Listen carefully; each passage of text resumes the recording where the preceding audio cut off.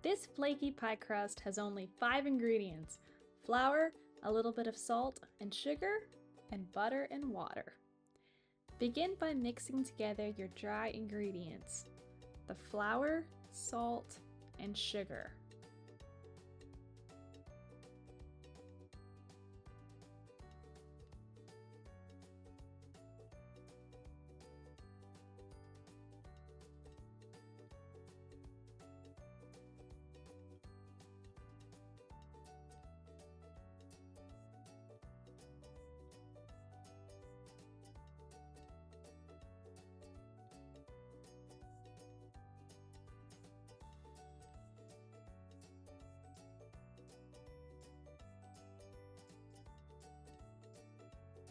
Next, I will add the butter. Cut it into smaller chunks first, so it's easier to work with when it's added to the bowl.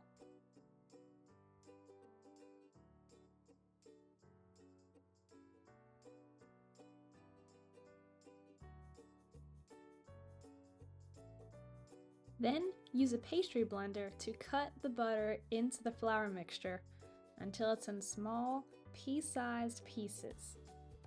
This may take a few minutes.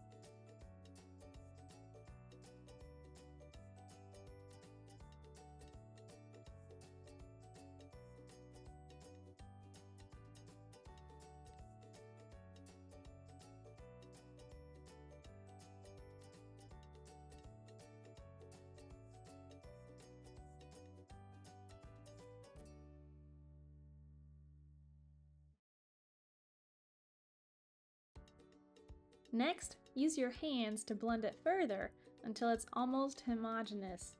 It will be clumpy by the time you get to the end.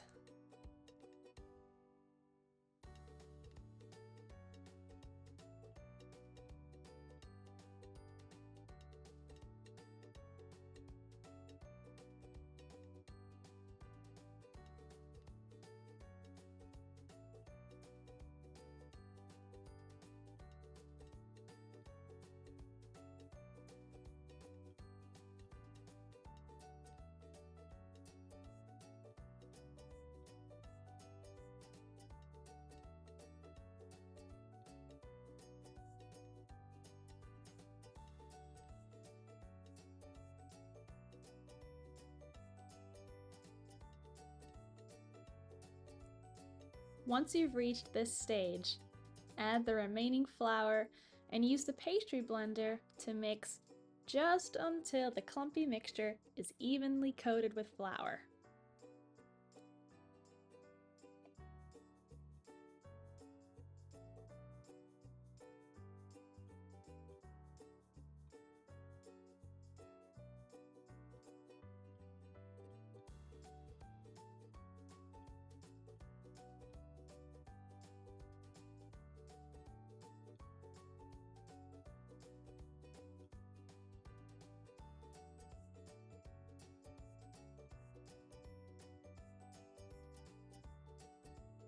Clean off your hands and then add ice water to the mix and stir just until everything holds together.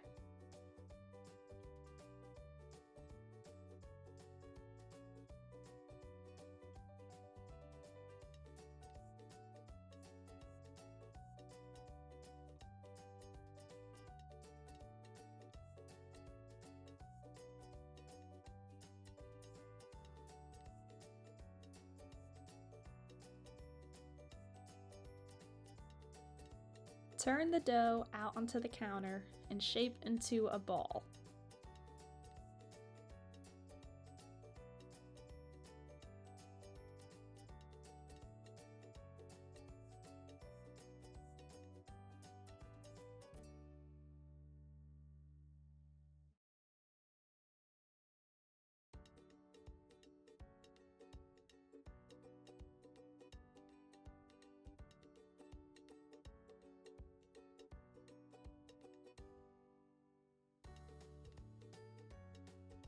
Cover with plastic wrap and place into the fridge to chill for at least 20 minutes.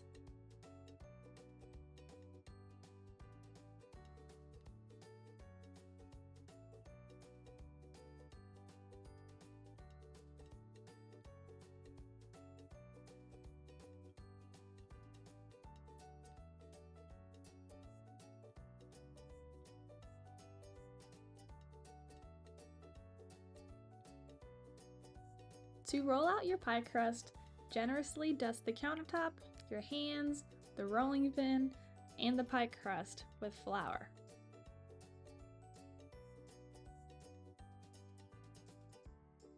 Begin to roll out your crust, always working from the inside out. Rotate your crust with quarter turns every few times you roll it. This keeps it from sticking to the counter, while also ensuring your crust will be round and even.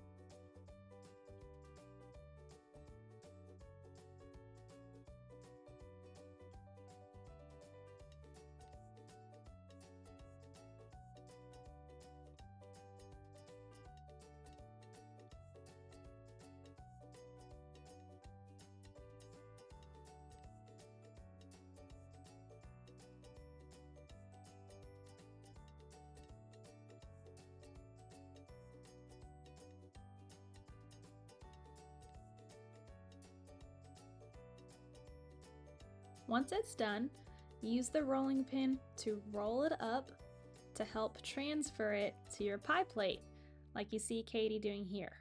Unroll it over the top, making sure that it's even on all sides. Gently push into the pie plate, making sure it's touching the pie dish all the way around.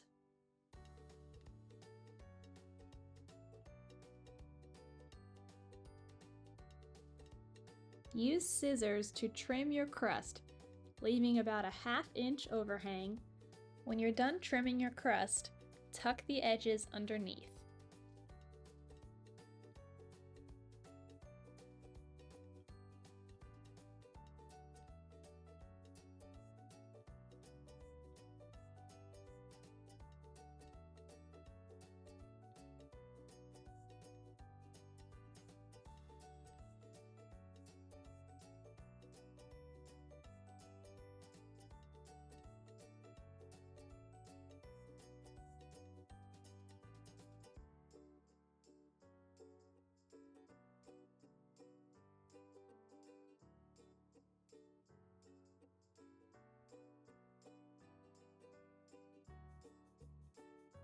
Next, we will shape the edge into a pretty look.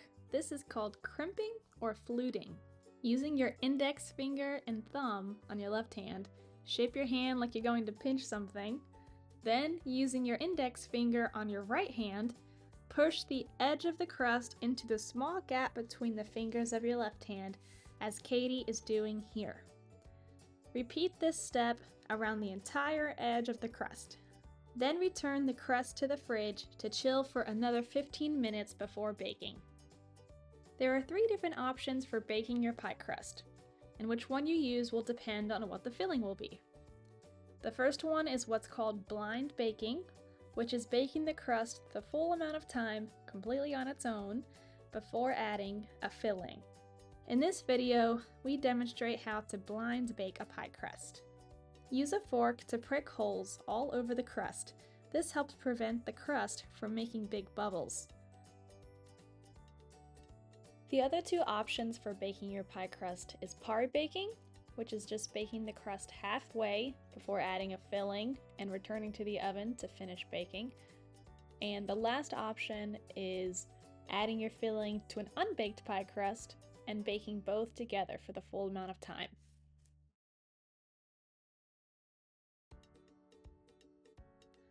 Place a sheet of parchment paper in the pie shell and fill with pie weights or uncooked beans like we have here, which work just fine. These also will help the pie crust keep its shape while baking.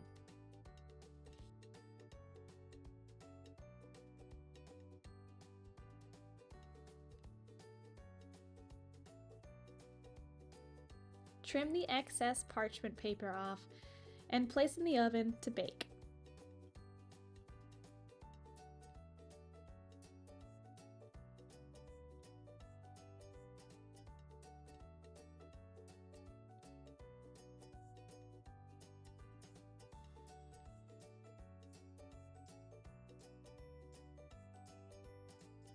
Halfway through the baking time, take the crust out of the oven and remove the pie weights. The crust is now at the par-baked stage, which is halfway. But in this video, we will return the crust to the oven to finish baking it completely until it's golden. Once the crust has cooled, you're ready to add your filling.